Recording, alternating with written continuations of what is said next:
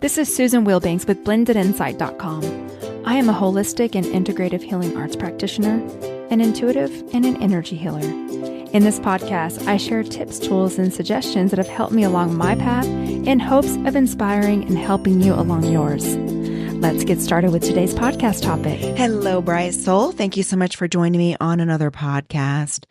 You all know I have to tell you, I went back to the Russian spa, but this time I had the most phenomenal massage. It was painful because they get very determined, but I was so incredibly sore. I don't know what it is. I don't know if it's because I'm older.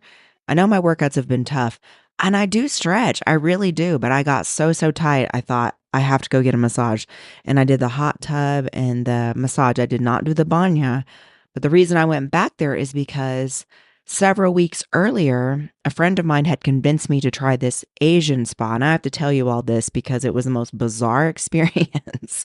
So this person had lived abroad before. I lived in Korea for a while. You know, I've lived overseas just in my military time, but this person was telling me about these Asian spas that have different techniques than traditional spas in America, and they're less expensive.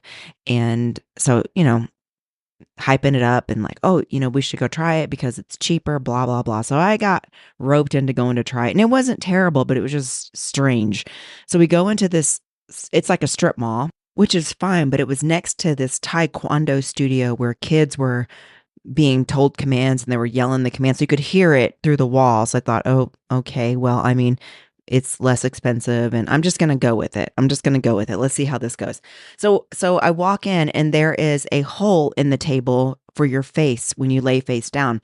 Whereas traditional spas in America, even the Russian spa does this, they have a headrest, and the headrest is off of the table and you lay face down. Your face goes there, and then whenever you flip over, they usually remove the headrest or just have you scoot down. So anyway, I thought it was a little weird that there was a hole. But then I later realized it's because they crawl on top of the table and use their body on you, like knees and elbows and all this other stuff. So the lady comes in and I thought, okay, well, I mean, whatever, we're just going to go with this. The lady comes in and she starts the massage dry. There's no oil. And so the whole time I'm just trying to understand what's going on here. Because for one, I couldn't understand her. So, you know, the language barrier it's embarrassing when that happens. And I feel bad. I wish I could speak a different language. I can't. I'm in my country. I speak my language. I would love to be able to. That is a tough skill. I've tried to learn other languages. I can understand Spanish, but conversational Spanish is different than what they teach you. So there's, you know, I can pick up words here and there, but to fluently speak another language, it's tough. So her accent was so strong and broken, I just couldn't understand. So it was so embarrassing because every time she would talk to me, I'm like, what? Didn't get it. And then she repeats it and I'm like, what? It's the worst. It's so embarrassing. Anyway, so she's doing like this dry massage thing and I'm like, okay. And then here was where it got weird. So then she said something to me and it was an hour and a half massage. So I didn't know at what point, I don't know what they're doing. I don't know what point I turn over. So typically in the United States, when you're doing an hour and a half massage, there's like this routine that they follow. And I know a lot of you are massage therapists, and then they hold a towel for you to have you switch over. People, I didn't have on a towel. I was not covered. She did not cover me. So in fact, I tried to cover myself and then she removed the towel when I was face down. So when she was moving the towel, so I thought she was going to have me flip over. So she said something to me and I'm like, do you want me to flip over? She's, oh, no, it's too soon. I thought, oh, well, she was dragging the towel to my head. And then, and I don't know her movements, but this is the best way for me to describe it. She was karate chopping my back and then she moves up to my head. She was karate chopping my head. And I thought, wait a minute. Wait a minute. I don't think my head needs to be karate chopped. It wasn't violent, but I also don't think it was necessary. And then I thought, okay, did I do something to offend you or like what's going on? I don't know. So anyway, when she was flipping me over, finally, when it got to that point, again, she barely covered me. So she was like bending so basically the only part that was covered was like my chest. Everything else was open. And, you wear your undergarments, or you don't wear a bra. You know how it is when you go get a massage. So I'm like, okay, well, I mean, we're here and it's a woman. So what are you going to do? So she was bending my legs all these strange ways. And then she popped my shoulder. And I thought, okay, if my shoulder goes numb, this is weird. Anyway, the whole time you're trying to relax and you've got these taekwondo children shouting commands. I'm like, So anyway, not for me. I don't think I'd go back there. I felt better. It was a good massage, but it was just a little bit too strange for my comfort level. And I don't think that I would go back there. So I went back to the Russian spa and I thought, oh, here's the uncomfortable comfort that I'm used to. Because it is always a deep tissue massage, but I was feeling so much better. So anyway, that was my morning. And anyway, I know that was a long intro, but I had to tell you about the Asian spa because those of you who are familiar with massage techniques, is karate chopping in the head something that is taught? Because I will never know. For one, I couldn't speak the language fluently. There was a language barrier between the two of it. It was hard to understand each other.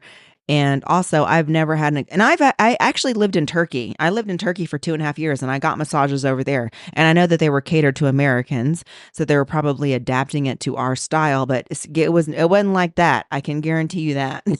Anyway, let's go into the topic for today. So around this time, every 4 years, people start to get very sucked into the fear-mongering, the political agendas, the agendas of just mass media to try to get us afraid. People get stirred up, and then you've got the holidays coming up, so people start to get very emotional, triggered. It just starts to get turbulent. And when that happens, how do you know when to isolate versus insulate? So when we need time to ourselves, when we need to hear our own answers, when we are depleted, when we need to rejuvenate, that is the time to temporarily get some alone time, get a little bit of isolation so you can get disconnected from everybody else's energy and get attuned to your own and replenish yourself. So for me, the mornings are prime for this. I love, love, love my mornings. Waking up, getting a really good night's rest, waking up, going to the gym, moving my body, coming home, meditating, writing out my intentions, writing out my goals. When it's still warm, even in the fall, I can sit outside. I can sit around my fountain area, even though my fountain's not working at the moment, but that's another story for another time. I can sit and just be outside before the world gets busy, when it's quiet, listening to nature. And then when I'm inside my house, even in the winter months, I put on some really beautiful high vibrational music. I put it at a very low setting. I'll be having some tea, water, coffee, something, writing out my intentions, sitting with myself, being quiet. And this is how I replenish. I like to go and do a little bit of breath work. And I'm a very quiet, serene, peaceful person. That's what I enjoy. I don't really like a bunch of noise and chaos and a lot of talking. I'm not people that talk a lot wear me out. I want to just fall face forward into the dirt and just pass away is what I want to do. I can't do it. It's so exhausting for me.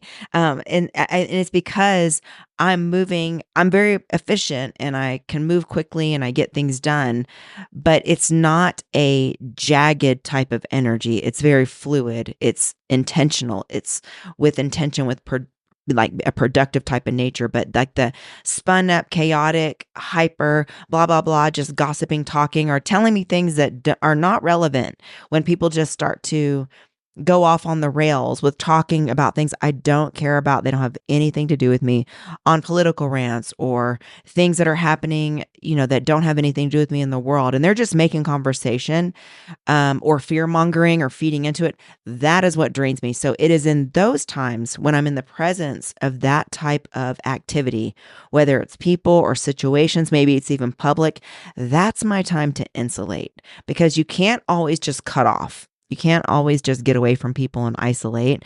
We're meant to live in the world, and this is how we influence the world. So there is a nice balance between alone time and then insulating yourself so that you're not impacted by the vibrations of other people and what's going on with them. So that's the time when you shield yourself. You develop really good boundaries, and you hold your boundaries, and you don't take anything personal. So you understand that what's going on with somebody else is their own stuff. It has nothing to do with you.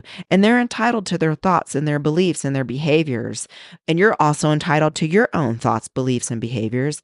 And you're entitled to protect yourself and shield yourself and take really good care of yourself, because at the end of the day, that's our own individual responsibility, is how we take care of ourselves and how we show up. So I don't have any problem sending a call to voicemail. If I know that the call is coming in and I'm not in the right space, I know there isn't anything relevant to talk about. The person's probably going to drain me, tell me things that I just don't need to know at this time. And if I'm already full, I don't need to take that call. I'm not going to be in the right place. I don't have the right energy for it.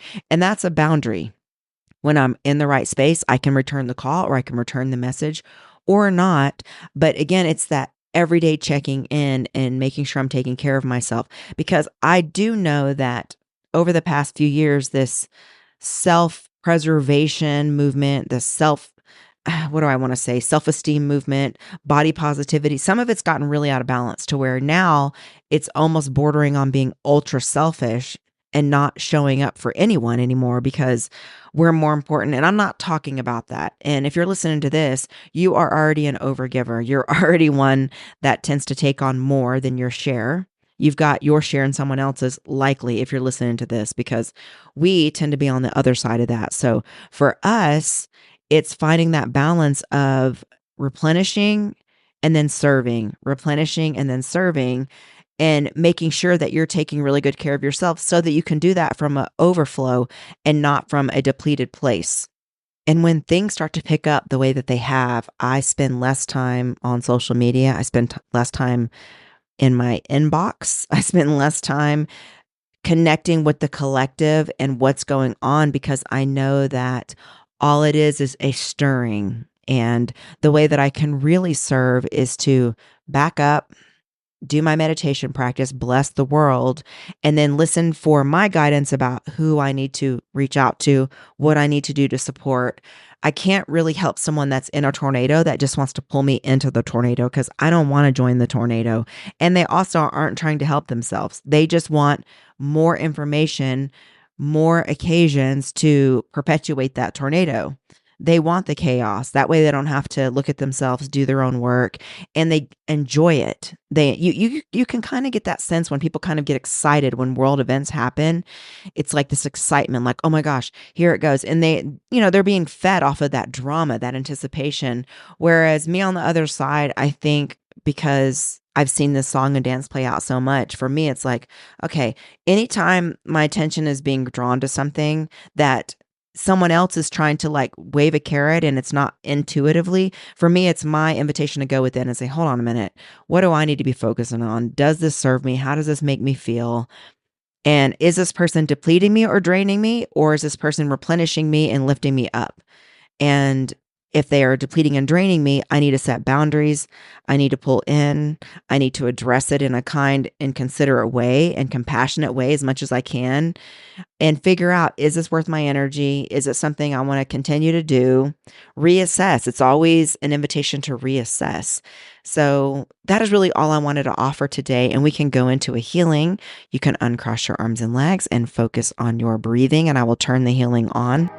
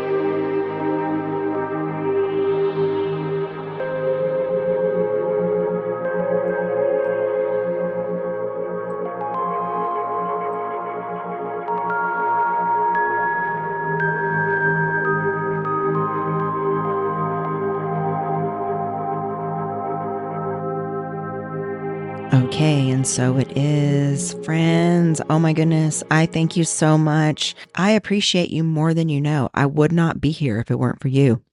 There'd be no reason to show up and do this every single week. And if you feel drawn, as always, you can hop over on Patreon. The link is in the show notes.